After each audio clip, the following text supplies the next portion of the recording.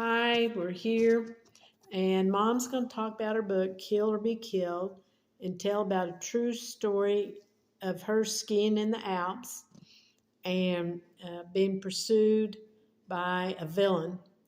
And this is why she's working for the government, and it's a real interesting story. All right, Mom, you ready? Well, I guess I'm ready. It's all sounds so fantastic that it could almost not be true. I could only water ski and use that in various ways, giving back moments of time I'd spent at the YWCA and the YMCA, both. And it was a very Talk about the Alps. yeah, it was a very active pursuit of the man who was going through there, who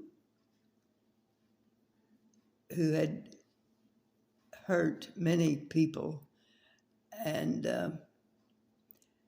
I had to pursue him in order to maintain my government position, and I did. Let's see, the first... Well, I remember you saying it was cold and skiing is different. Skiing in the snow is different from skiing on water. Oh, that's completely right. And I knew I had to do it whether I could or not. And so I came off on the Avalanche. And as I came through the Alps, I caught the edge of the red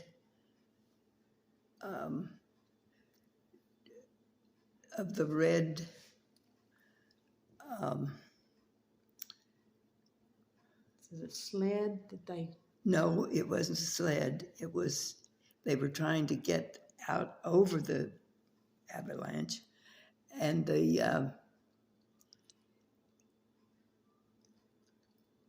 it was like, it was just being torn through my hands. And I grabbed that and went over with it, over the I started to say volcano. But it was really the avalanche. And if I sunk in the avalanche through the snow, my life would be over. I grabbed the red thing. Life-saving device. Yes, hanging on as I went past. And as I rode down, I managed to catch the next material that came to me through the snow, and it was simply a red. Something they threw out to you to help. Yes, you? Yeah. To try to help. And that kept me going until I hit with the Diablo, you couldn't turn any other direction at all. And the troopers' efforts were to keep us going. So I grabbed the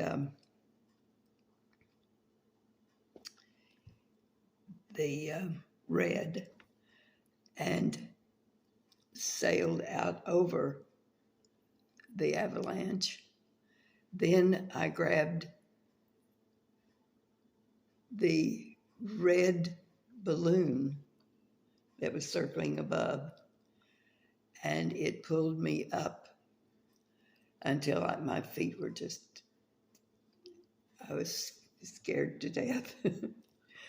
And freezing cold too, weren't Yes. you? Yeah. But I didn't have time to think about the freezing cold.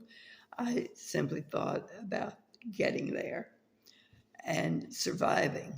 And I helped pull one fellow out. And but he was on his own after that because I had nothing else to give. And as we surged through the Diablo, I grabbed the balloon that raised us up a bit and then hit us down again on the ground, not the ground, the snow. And then I rode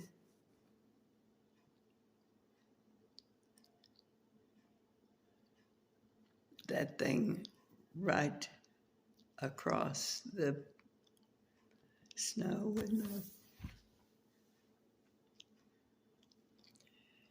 and it was such a thing that I can hardly remember it.